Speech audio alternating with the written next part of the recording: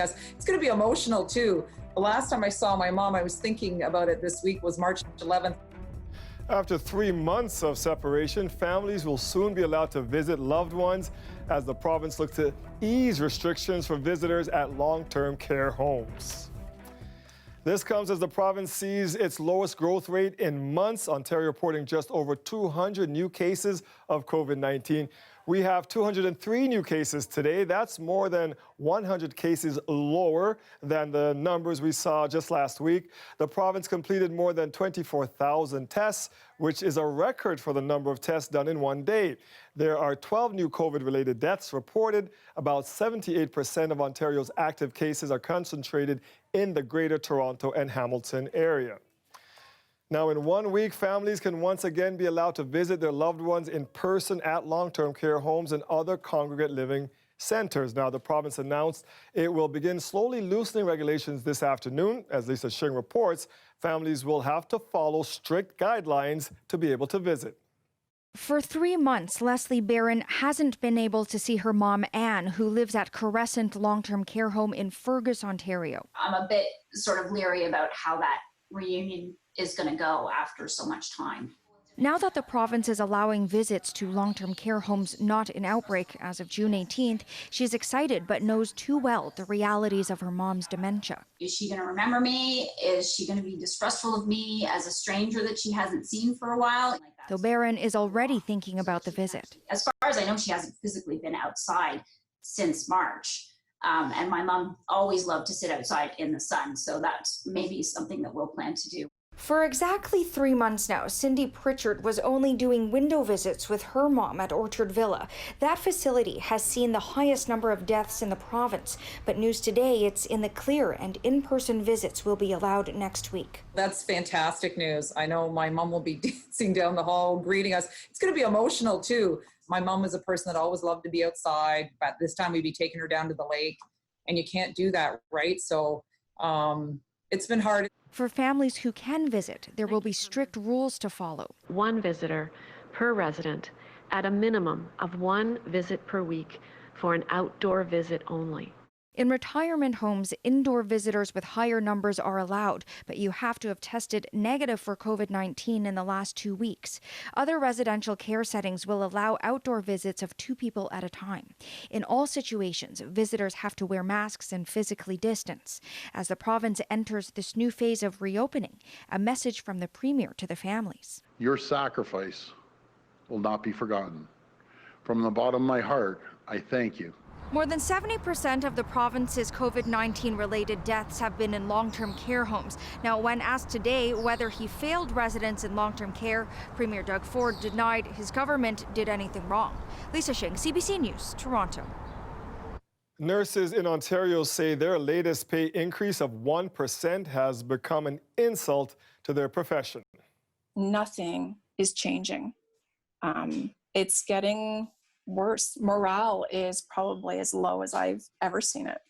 And you're called essential, but you're really just a body that can be replaced.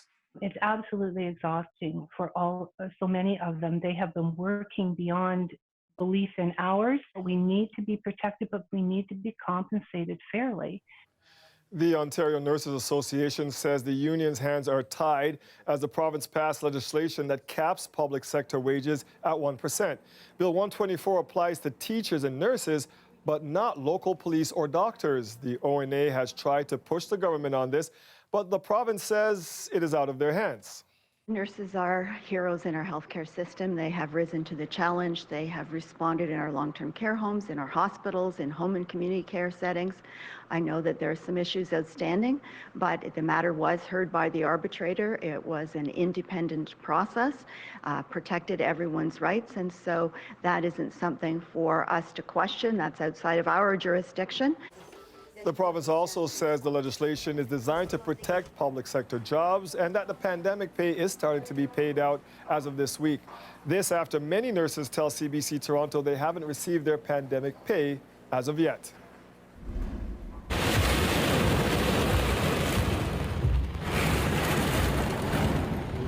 Look at that lashing rain, strong winds. Homeowners and hydro crews are cleaning up the damage caused by the storms that moved through the GTA last night. While Toronto had some reports of downed wires and power outages, other parts of the province got hit much harder. And Colette is here to tell us all about that. Yeah, that is right, Dwight. You know, a couple of tornadoes, at least that seems to be the reports. We don't have that officially. In the past, before COVID, Environment Canada would send out a crew and they would assess things after the event and then give a report. Well, it's the Northern Tornado Project that will be looking at this and determining exactly what happened, how strong the tornadoes were, how many there were, how long the path was in terms of how long they were on the ground. But what I'm showing you here, with the information we have of at least 2 storms, it seems, is the radar imagery from last night, okay? So I've slowed this down. These were moving much more quickly than this, but I've slowed it down so you can get an image here and backed it up. So we're having a look at last night from about 7:30 with this image to 8 o'clock. So this would be the first tornado account of one anyway. It was basically between Chatham, Kent, and London area, and this was at about 7:50, so for the Newbury region, and then it went on towards Glencoe.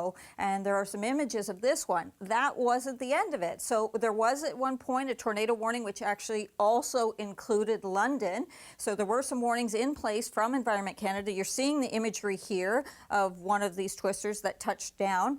And what happened then a little later, I've jumped this ahead, as now we're going to have a look, after we watch this image here, of the radar going to around 8:30. So it was around 8:30 near Belmont, which is essentially kind of southeast of London, between London and Tillsonburg, where you could see this next cell here that was pushing through, and that's where the next tornado was indicated. So we'll have more on that once the team can make their assessment and check things out. I can tell you we have another cold front on the way.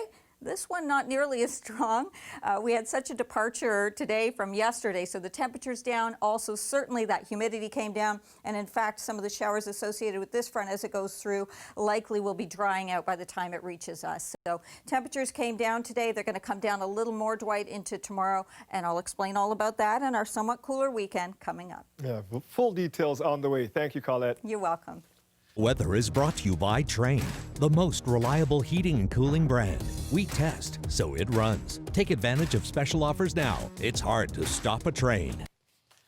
An update tonight into the SIU investigation we told you about earlier this week. The police watchdog says the officer who fatally shot DeAndre Campbell has not agreed to speak to them for their investigation and has not provided his notes from the incident. Ontario's police watchdog says it cannot legally compel officers to speak or submit their notes. Campbell was shot dead on April 6th after his family says he called Peel Regional Police to ask for help. The 26-year-old suffered from schizophrenia, but no crisis intervention team was sent. Investigators say they recovered a knife from the scene. After a, quote, interaction, a taser-like instrument was used, and one of the officers discharged his firearm multiple times. Campbell died on the scene. The investigation is still ongoing. Today, loved ones of Regis Korchinski-Paquette gathered for her funeral. The 29-year-old died just over 2 weeks ago, falling to her death from a high-rise balcony in the presence of police. Lorena Redekop has more on the family's goodbye and the ongoing investigation.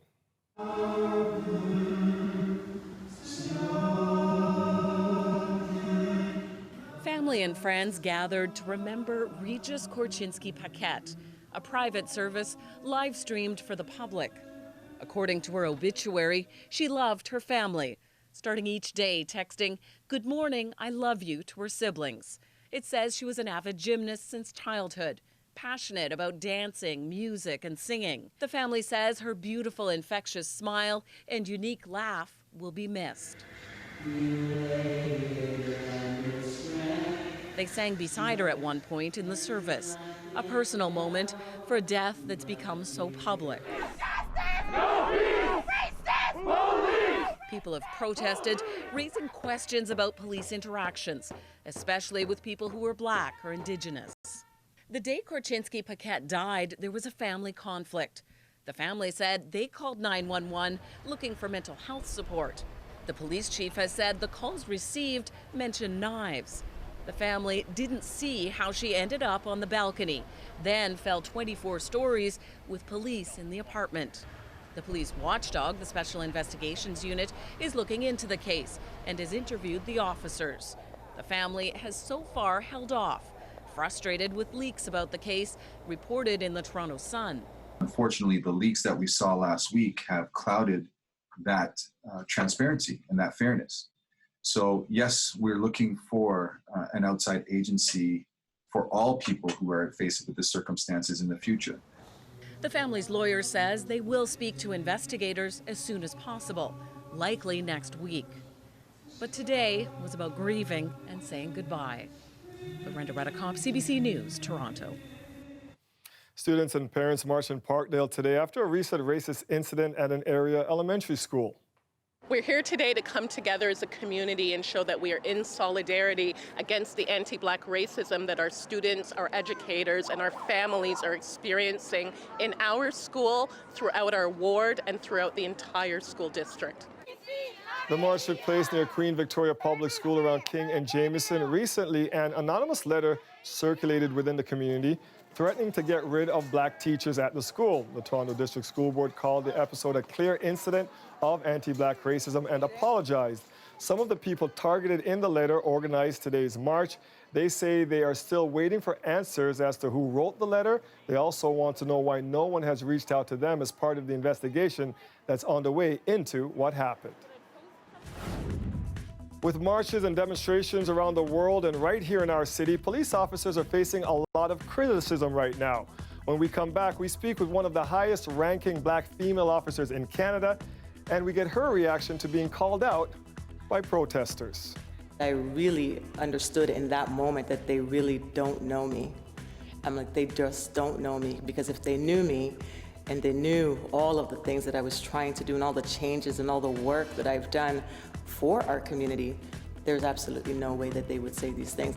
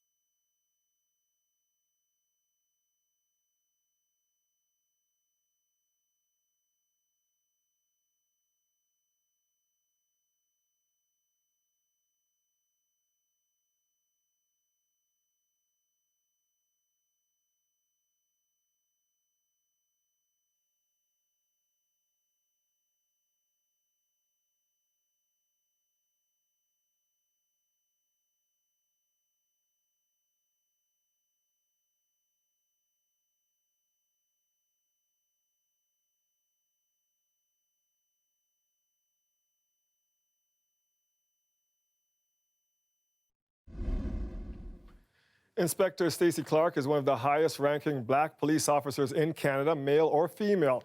At a recent protest, she was targeted by demonstrators who questioned her commitment to her community. She is pleading with this woman to take a better position in her life. They're all standing behind her. They're using her as they use black people all the time. She didn't back down, instead tried to use the moment as a learning experience for everyone involved, including the white officers she commands. In front of police headquarters, we had set up barricades. Probably roughly above 500 of the protesters still stood by. They're all standing behind her. They're using her as they use black people all the time. They were, very angry and rightfully so. A lot of pain in the group. And they started to chant specifically at one point at me. What's a shame? Your life is a shame. You're throwing your life away for injustice. You're a shame. I didn't take the comments personally. In fact, I recognized that they were chanting at my uniform and what my uniform represents. You're a person of color. You're a shame. I stood back, I watched, I listened, and I was emotional at some points because I was feeling a lot of the pain that the community was feeling and that those individuals were speaking. I related to a lot of what they were saying. I don't care how thick your skin is. When people are yelling things like that, you're ashamed to your race, you're a sellout. As somebody that, has been trying to help their community, when you hear something like that, you had to be upset about it. It's not the first time that I've heard these comments. So I had built up a certain type of explanation within myself that it's not Stacey. It's Stacey's uniform. And I need to figure out a way to make my uniform bridge the gap between what they're saying, who I am, and what the service represents. And so, yeah, it was upsetting. But, I also knew that, there are people in the crowd who's just lost a family member, and they're hurting, and they're in pain, and they don't have answers. And so that also fuels a lot of that conversation. I'm well aware that George Floyd was just murdered on TV. Like, we all watched that, so that's fueling it. So I tried my very best. I'm not going to lie to you, Dwight. Of course, it was bothersome to hear it. It always is bothersome, especially because I know what I've done and what others have done.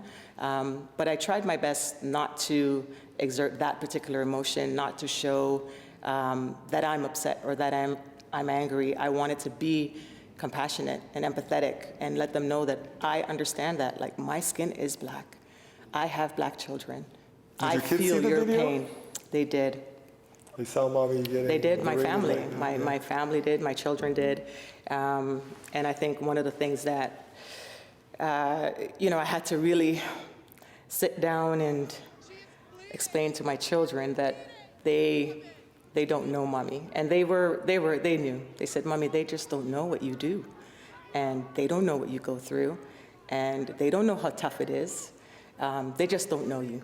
They don't know you, and if they knew you, they wouldn't." And that's how I explained it to them, and that's how I really rationalized it even within myself. I'm guessing everybody's seen the George Floyd video. Can I just get reactions from everybody to how they felt when they saw that video?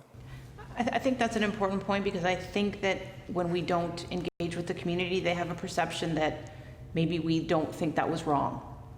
That as an officer, we're just automatically going to side with officers. And I can say, as a human being, just as a person, it was extremely difficult, almost hard to watch. As an officer, 10 times worse. It's extremely hard because we know that at some level, we're going to wear a bit of that. And we weren't there, had nothing to do with us, it's a different country, but we know that's gonna come our way. But I think the people at the protest needed to hear that. I think there's an assumption that you guys think that that's okay. And I know when I said that to certain people, they were actually surprised that no, it wasn't okay. It was horrible and it was wrong. Did you learn anything from the dialogue, you think, with the protesters in the end? Were you able to get anything out of what they were saying to you? We got to a certain person, I won't say her name for the camera, but she just changed everything. This is one of the protesters? Yeah, and she was crying, and I didn't ask her name. She said, "This is my name. What's your name? I want you to," it wasn't imposing anything. She was, "I just want to have a conversation. I want you to feel how I'm feeling. I want you to know what it is, because I want you to understand the next time you think of doing something, it's people like me that, and I felt it, and she touched a bunch of us, and I still think about it. One of the things people talk about the George Floyd video are the other officers on scene, and you could tell one of the officers, he knew something was wrong. He was like, should we turn him on his side? Like, you could tell. Do the younger officers, the ones without the stripes on their shoulders, feel that they have the power to speak up when they feel that something is going awry or something is really wrong that they're seeing from one of their fellow officers? I've never felt that I can't say, hey, listen, this, maybe we shouldn't do it that way, or, he can sit this way or whatever. I've never been in a position where I've ever felt uncomfortable. And from command, what do you do to make sure that, some of the younger officers starting out in their careers, maybe not as confident, can raise their voice when they see something they feel is untoward? And we've been fortunate lately to have a lot of new officers in this division in the last year or so. And, part of the discussion is reminding folks who they were before they joined this profession and put the uniform on, that they were people and had those connections, not to forget that, and to make sure that they're grounded, as Julie said, know who you are and speak up. Is anyone here hopeful that we can achieve real change? Because it feels like this is a moment in time, this could be a moment in history to really shift some things, in police culture and in the way we deal with the public. Is anybody here hopeful that out of this tragedy, positive can come? I don't think, I think every single one of us, in its own different way, for own different reasons. And I'm quite moved by the youth that are coming out. It's quite a young crowd. Everyone is getting together. People you wouldn't expect standing up for what they believe in, having their voice. And part of that is that they know it's unacceptable, what happened to George Floyd. They know it's unacceptable, that they know that's wrong. But the other aspect of it is allowing us to have a conversation and humanizing ourselves. So when they see us as human beings, I think then it's not a hard line, us versus you, it's us together. So. And Inspector, people expect more from you. They feel you're part of a marginalized community that's being affected by policing over the years, and they look at you. Are you hopeful? I am. I'm optimistic. I am optimistic. And I'll tell you why. Because you've seen things from the inside. You know the culture that people complain about in policing. Absolutely. And that is actually where it starts. When the culture inside shifts, the relationships that need to be built can't be built unless they're authentic. They can't be built unless there's a willingness to build them. And if our communities don't see that we're willing to change and build them inside, they're not going to believe that we can do it on the outside. And what we achieved collectively with the demonstrators that day was authentic relationship building. I will never forget them. I hope they reach out. I invited them to reach out to me because I wanted to continue those conversations and to see how we can move forward. I specifically made a statement to the crowd that I need to be able to amplify your voices on the inside. It's about each and every one of us trying to figure out what can I do to help remove the knee off of George Floyd's neck. We need allies. What can we do? And each one of us has to be able to do that. Well, I appreciate your time and your efforts. And these conversations are important. I think the public needs to hear from you. So thank you. Thank you. When we come back, masks are about to become mandatory if you ride the Red Rocket. And if approved, face coverings will be mandatory, effective July 2nd. I know many people are apprehensive about riding public transit again. The system is safe.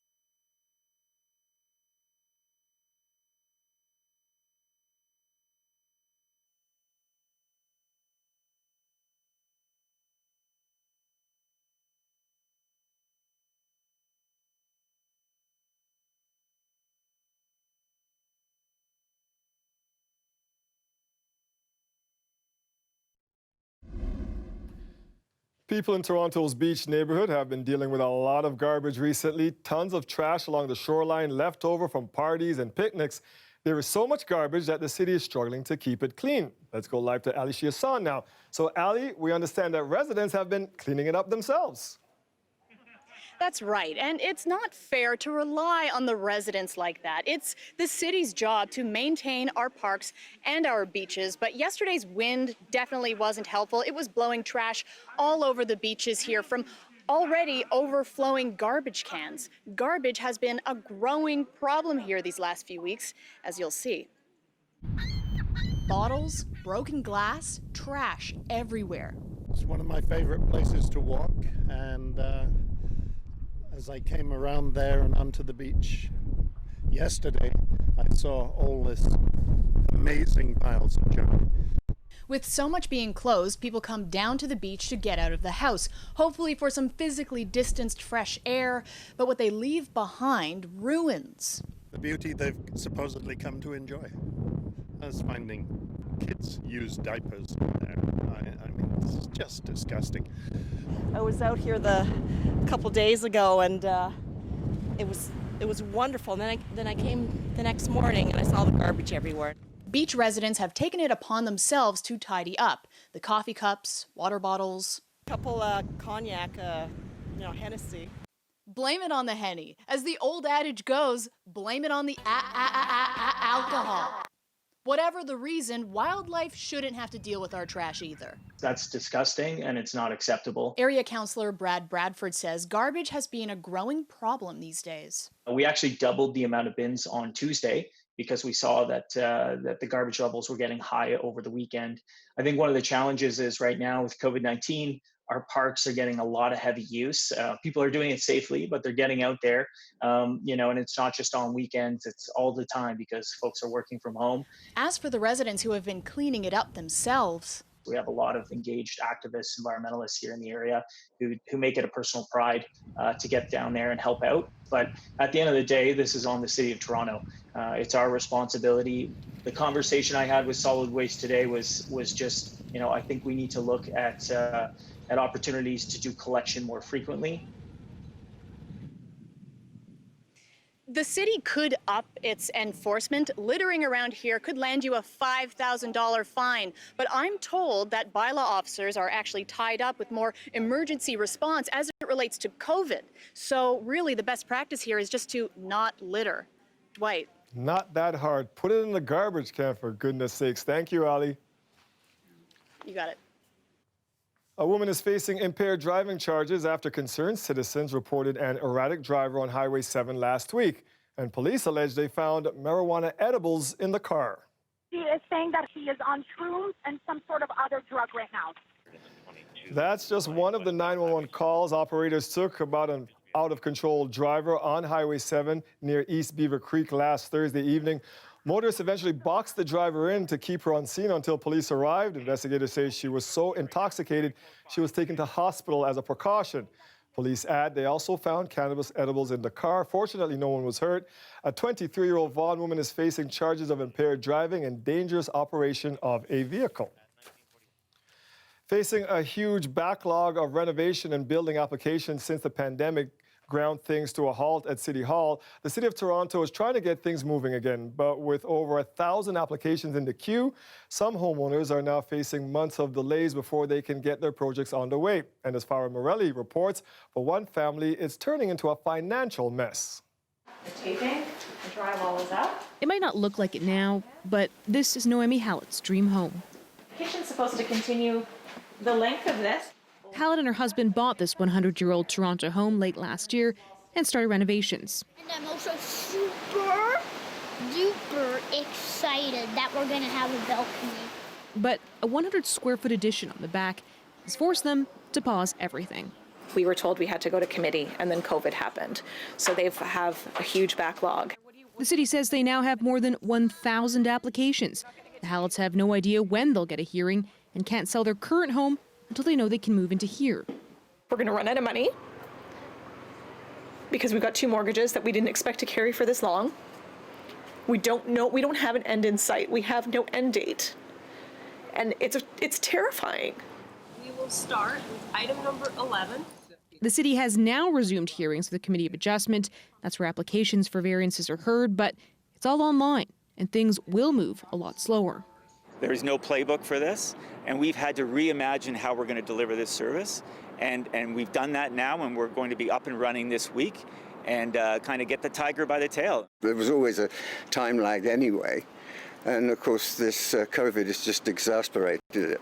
The architectural consultant working with Hallett says the family isn't alone in their struggle. In normal times, the whole process should only take a few months. Could be in the new year before we actually get a hearing date. A sense of certainty can't come quick enough for Hallett. The family's preparing for another financial strain. She's losing her job in September. We're stuck. We are at a complete standstill, and it's really frustrating. Farah Morali, CBC News, Toronto. Parks in Brampton opened up today as the city moves to ease some pandemic restrictions. People aren't the only ones excited about this reopening. Well, the last few months, just walking them hasn't been enough. They've both gained a couple extra pounds because they're used to running every day, playing, chasing other dogs. So they're just so happy they can do their own thing, walk around, graze. It's freedom for them. Now, it includes picnic shelters, benches, and of course off-leash dog parks, but does not include the use of playgrounds, sports fields, or other amenities within the parks. About 500 parks are reopening, but there will still be strict enforcement for physical distancing. Brampton is one of the last regions in the GTA to make this move.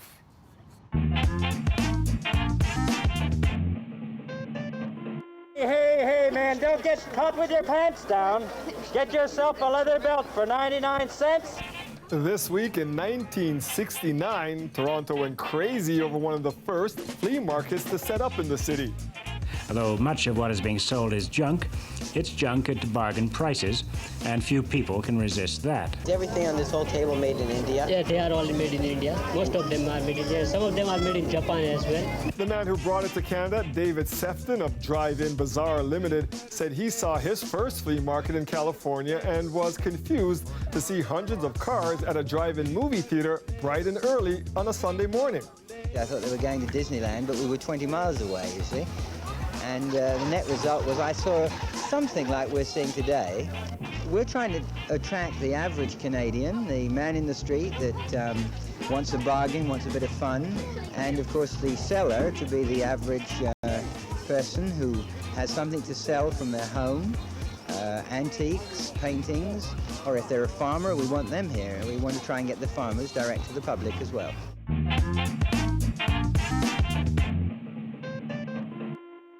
Now, we've both been to flea markets, but we weren't around for that one in '69, folks. Just letting them know, Colin. Yes, we were not.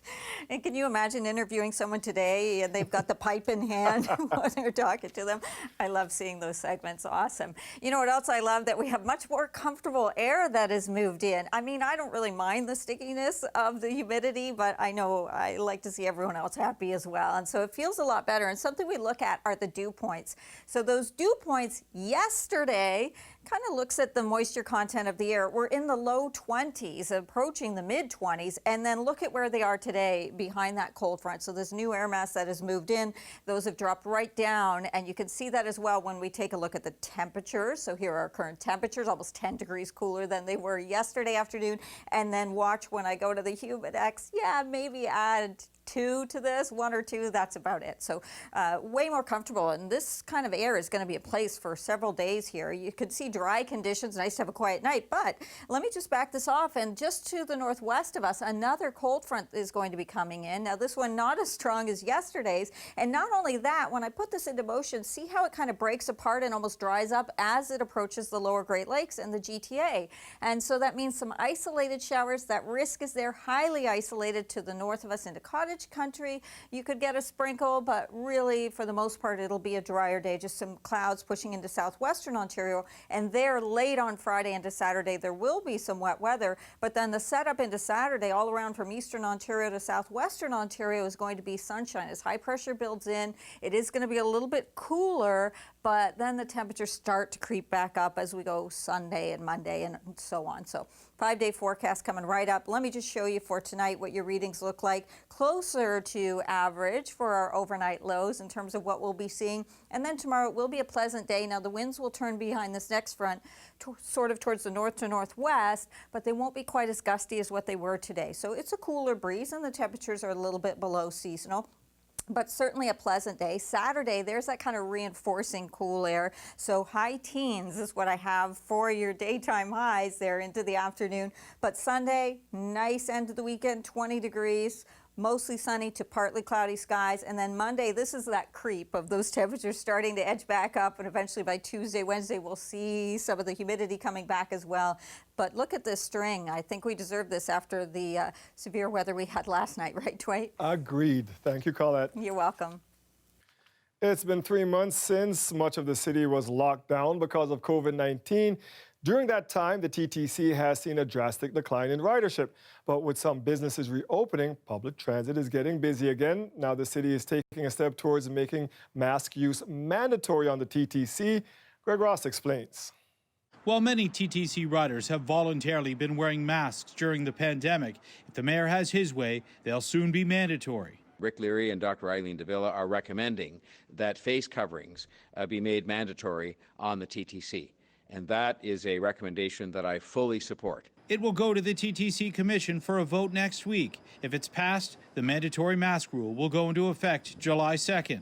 It helps to stop you from spreading your germs to other people, which in turn, of course, helps to stop the spread of the COVID-19 virus. It comes at a time when the head of the TTC says ridership is on the rise. Physical distancing is simply not always going to be possible, especially on our bus fleet. In fact, we've already seen bus ridership increase the highest levels since the province and the city declared a state of emergency back in March. Children under 2 and people with certain medical considerations will be exempt from wearing masks. Many riders we spoke to today welcomed the proposal. I think it's a great idea. That's wonderful news. But others were skeptical. I think there's a lot of people who are just going to all out refuse. And what happens to people who do refuse? Our concerns, though, are around how this will be enforced and, about people's access to getting the appropriate face coverings and masks and the information. So we are concerned that, we don't want to see more policing on transit. The TTC says instead of enforcing the use of masks, the plan is to educate riders on the need for them. We're going to put significant amounts of staffing in stations. We're going to call them COVID ambassadors. There's over 100 additional staff in stations that'll be helping get the word out and helping passengers and reminding them they'll be there with the masks as well. But the mayor says that's not to say the city can't hand out tickets if they need to. It's very difficult for people like us, whether it's a mayor or a TTC CEO or a member of the TTC, to say we will never, ever, in any circumstance whatsoever, issue a ticket. The intention is not to do so. The intention is to educate. The mayor says the city will also be handing out 1 million non-surgical masks, predominantly in lower income communities where people may not have access to them. Greg Ross, CBC News, Toronto. COVID-19 is hitting some areas much harder than others, and it's not just a distinction between crowded cities and more sparsely populated areas. Research by CBC News finds that income and race are significant factors in the spread of the disease. Alison Northcott has the details. It is not one-dimensional at all. Tiffany Callender says she knew her neighborhood would be vulnerable to COVID-19 even before the outbreak took hold. There are clear disparities in terms of health, housing, economics. So when you hear the impact of COVID come into play, you know that that's going to multiply those things by 10. That connection has been observed for weeks, but now CBC News has used census data to pinpoint it. This is a map of COVID-19 cases in Montreal. Our analysis found correlations between hard-hit areas and factors such as race, income, and housing. The strongest between the number of cases per 100,000 residents and the percentage of Black residents. It allows for us to say this is not anecdotal. This is real. There were also correlations with the number of healthcare workers and low-income earners. The data doesn't determine why. We raised the red flag since the get-go. This activist says Montreal North is home to many frontline workers and cramped apartments and says the government didn't act fast enough.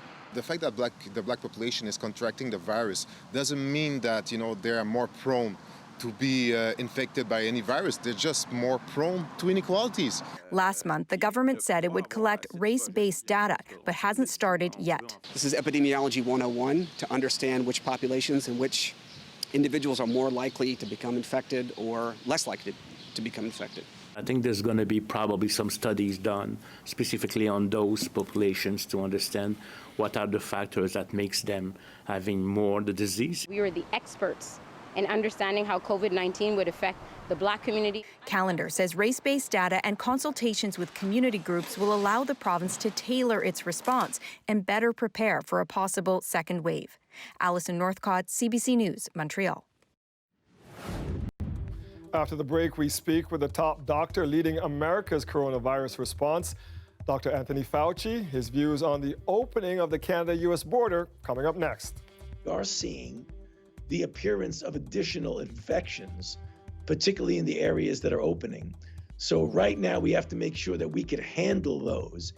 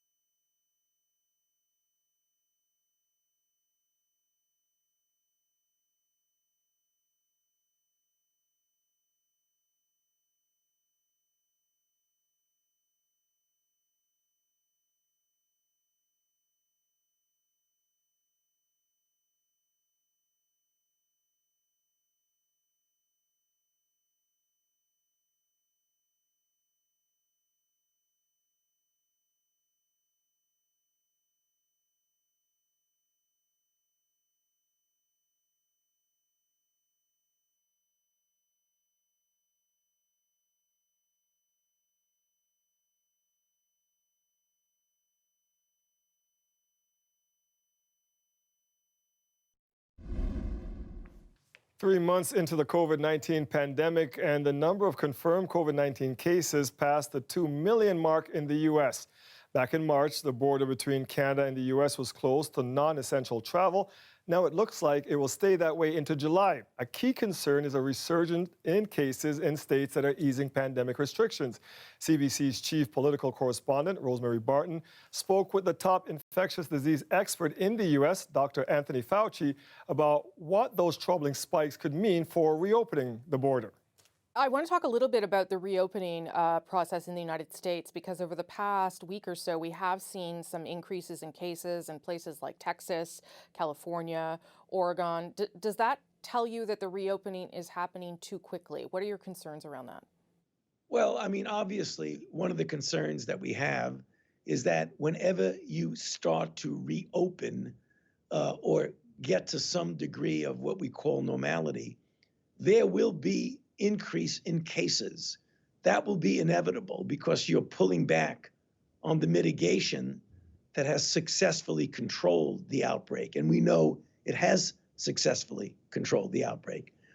The interesting and important thing is, do you have the capability, the resources, the manpower, the testing, and the ability to identify, isolate, and contact trace so that you can blunt those little blips and prevent them from becoming true rebounds of infection? That's what we have to see, because you're right. We are seeing the appearance of additional infections, particularly in the areas that are opening. So right now we have to make sure that we can handle those. If we handle them well, we could be okay. If not, then we really have a significant problem.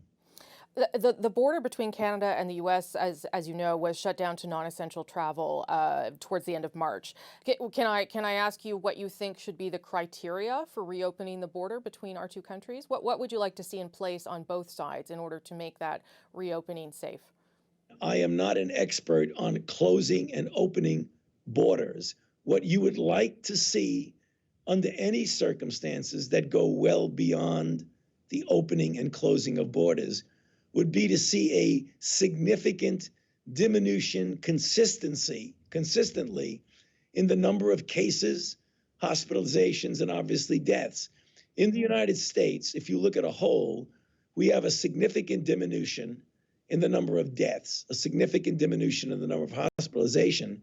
We also, as a whole, have been going down with cases, but I think what you mentioned about some states now having an increase in the number of cases makes one pause and be a little bit concerned. But I don't want to extrapolate that to making any statements about border closing.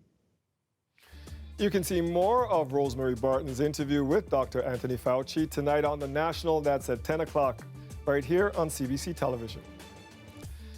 Now, U.S. President Donald Trump is off to a fundraiser tonight in Dallas, but while he's drumming up support for his re-election, his relationship with the Pentagon has taken a hit. It follows Trump's efforts to involve the military in quelling domestic unrest. Paul Hunter has the story.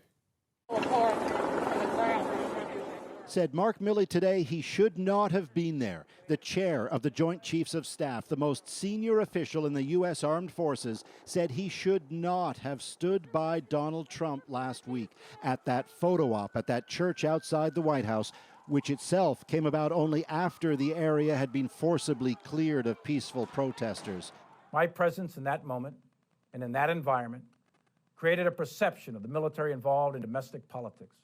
The comments are the latest in a string of remarkable moments in this country in the fallout from the death of George Floyd. And they underline the president is seemingly becoming more and more isolated. Other top military officials have spoken out, and across the country, symbols of historic suppression of Black Americans are coming down. It seems daily.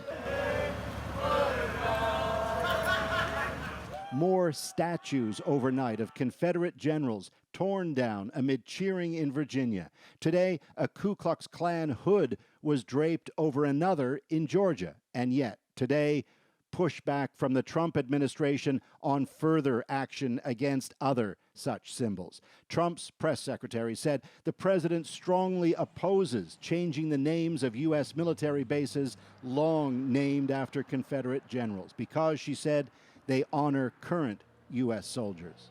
My administration will not even consider the renaming of these magnificent and fabled military installations. Our history as the greatest nation in the world will not be tampered with. Respect our military. On his way out of Washington for an event in Texas today, the president said nothing on any of it. Paul Hunter, CBC News, Washington. After the break, today's Frontline Heroes. Stick around for that. We'll be right back.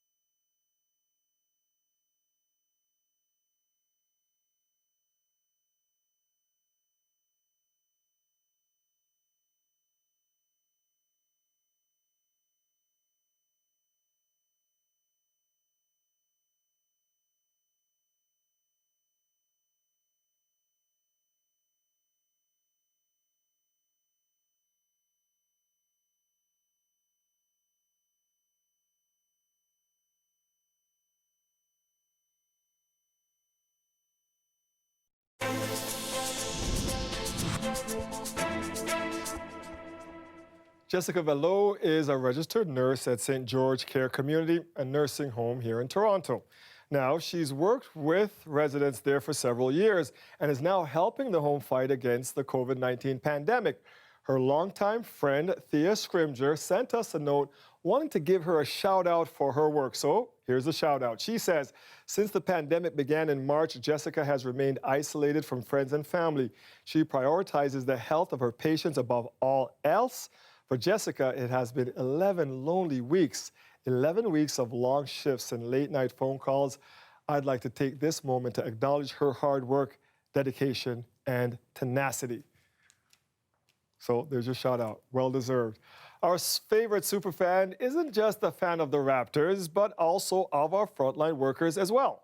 This is our just way to say thank you. This is our way to tell the frontline workers we appreciate. We are just doing a little bit part, just a little bit part for them, and we just want to thank them from the bottom of the heart, from all of us, what they do for us on a daily basis. Superfan Nav Badia delivered over 600 meals to thank frontline workers at Peel Police Headquarters. The Superfan mobile 14-foot food truck made deliveries to 5 different divisions today and then made its way to HQ. Police, paramedics, and firefighters are also helping to distribute the food back to the community. Today, there are meals going to be going out to first responders, but also a couple of homeless shelters right here in the region. We've got some pre-identified locations that our officers are going to help deliver. So we want to first of all thank the Superfan for your heart and love for our community right across the GTA. NAV has been partnering up with local businesses for about 9 weeks and has delivered about 15,000 meals to frontline workers and those who are most vulnerable in our community. So NAV, thank you. See you on the basketball court. At least you will, because you get to more games than I do, Colin. Oh, if only we had those games to get to. That day will come. You know what? We have just a lovely evening on tap tonight. These are the current temperatures that we have out there, and so they're kind of close to seasonal. We've got some slightly cooler air that's going to be moving in over the next couple of days, but we're still at 22 degrees right now. The wind's a little breezy, I know, out of the west, and this is a cold front that's headed our way, and as that comes through, it's actually going to be kind of breaking up, so we're not likely to see anything other than north of the city, an isolated shower perhaps from that, but that's really about it. And the winds will turn towards the northwest, and that's going to kind of allow some somewhat cooler air to move in. You'll be feeling it by about Saturday, but here we are this evening. Now the sun sets at about 1 minute to 9 o'clock, so just about 9, and that's around where our temperature will be by then. Overnight, we're falling to a low, comfortable sleeping weather, 14 degrees, partly cloudy skies, and then tomorrow there's that northwesterly breeze, at times a little gusty, not as strong as today with those winds, and it will be a nice day with that high up to 20. This is that cooler air, though, that I was talking about for Saturday. So this is where we're going in terms of Friday night into Saturday, a single digit for our overnight low. So it's a cooler start Saturday. Variable skies, 18 degrees for our high. Then into Sunday, the temperature starts to track back up again. So 20 on Sunday, Monday 23, Tuesday 26. By midweek next week, some warmer temperatures and the humidity starting to creep back in. But notice something through here. Quite a bit of sunshine, not much rain. Can't find it. Take that vitamin D and I'll water the grass. Thank you, Colette. You got it. That is our show for tonight. Thank you so much for joining us. Mike Wise has your next local news tonight at 11, right after the National. We'll see you back here tomorrow at 6. Stay safe. Have a great night, everybody.